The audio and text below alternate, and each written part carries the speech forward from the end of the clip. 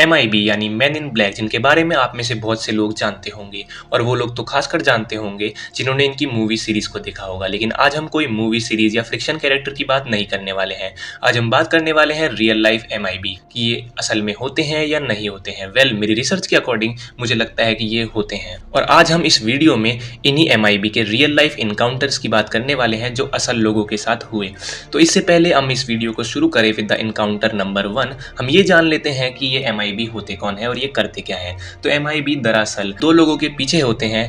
पहला तो वो जिसने किसी UFO को देखा हो, और दूसरा वो जो UFO की स्टडी या उनके बारे में रिसर्च करता हो। जिन लोगों का एनकाउंटर रियल लाइफ MIB के साथ हुआ है वो ये बताते हैं कि MIB की कोई आईब्रोज नहीं होती और उनकी स्पीच भी एकदम एक्सप्रेशन लेस होती है, और वो खुद को एक सीक्रेट एजेंसी का पार्ट बताते हैं और एक वाइट कार्ड भी दिखाते हैं लोगों को उसी सीक्रेट एजेंसी का। So let's start the video with the number 1 encounter. Harold Dale, June 1947। Harold Dale अपनी बोट के ऊपर सैर कर रहा था एक लेक की जिसका नाम है पुजेट साउंड। वो जब सैर कर रहा था तो उसके बोट के जस्ट ऊपर से 6 डिस्क शेप फ्लाइंग ऑब्जेक्ट उड़ते हुए दिखाई देते हैं। वो एकदम से चौंक जाता है, लेकिन थोड़ी देर बाद जब वो किनारे पे अपनी बोट लगाता है तब वो देखता है कि उन 6 फ्लाइंग ऑब्जेक्ट्स में से एक किनारे पर क्रैश हो गया है, और वो क्रैश हुआ है दरअसल हैरोल्ड डेल के कुत्ते पर, और उसके बेटे को भी थोड़ी चोट आई है। वो फटाफट अपनी जीप से कैमरा निकालता है और उस क्रैश्ड एयरक्राफ्ट की फोटोज लेता है और फटाफट जीप में बैठकर सिटी की तरफ ड्राइव करना शुरू करता है। इससे पहले कि वो सिटी में पहुंचकर लोगों को इसके बारे में बताता, रास्ते में ही एक ब्लैक सूट पहना हुआ इंसान उसकी गाड़ी को रोककर उससे वो कैमरा छीन लेता है और उसे इशारा करता है ये वाला, और उससे कहता है कि किसी को कुछ भी मत बताना। बाद में हैरोल्ड डेल इस इंसिडेंट को पुलिस को रिपोर्ट करता है, और बाद में वो MIB उसे कभी नहीं दिखता। Encounter number 2, Jack Robinson, 1968, New Jersey. Jack Robinson और उसकी वाइफ अपने घर में ये नोटिस करते हैं कि रात में शायद उन्हें कोई बाहर से झांकता है, कि उनके घर में एक लैब भी था और वो दरअसल UFO की रिसर्च कर रहे थे उस समय पर।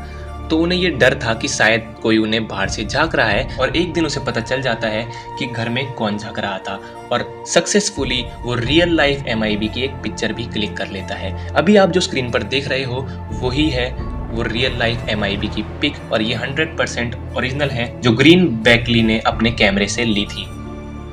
Encounter number 3, doctor Herbert Hopkin. ये अब तक के सभी इनकाउंटर्स में से सबसे ज्यादा बिजार्ड होने वाला था, क्योंकि इस इनकाउंटर में MIB ने अपनी पावर दिखाई थी इस रिसर्चर को। 11 September 1976, main city. Doctor Hopkins अपने लैब में रिसर्च कर रहे थे UFO की साइटिंग पर, और इस रिसर्च को लेकर उन्हें एक डाउट आता है, और इसीलिए वो एक दूसरे रिसर्च सेंटर को कॉल लगाते हैं और उन्हें ये कहते हैं कि क्या आप मेरे लैब में आ सकते हो, क्योंकि मुझे आपसे कुछ डिस्कस करना है। तो वो सामने वाला साइंटिस्ट आने के लिए हाँ बोल देता है। जैसे ही वो फ़ोन रखते हैं तो विद इन अ मिनट उन्हें डोर से किसी के रिंग बजाने की आवाज़ आती है। डॉक्टर हर्बर्ट हॉपकिंस चौंक जाते हैं कि इस समय कौन आया है। तभी वो देखते हैं कि उनके डोर के बाहर एक ब्लैक सूट पहना हुआ इंसान खड़ा है जिसकी कोई भी आईब्रोज नहीं है। वो देखकर बहुत ज़्यादा चौंक जाते हैं, और इससे पहले कि वो गेट खोलते वो आदमी गेट के आर पार होते हुए घर के अंदर आ जाता है और अपनी जेब से एक कॉइन निकालता है।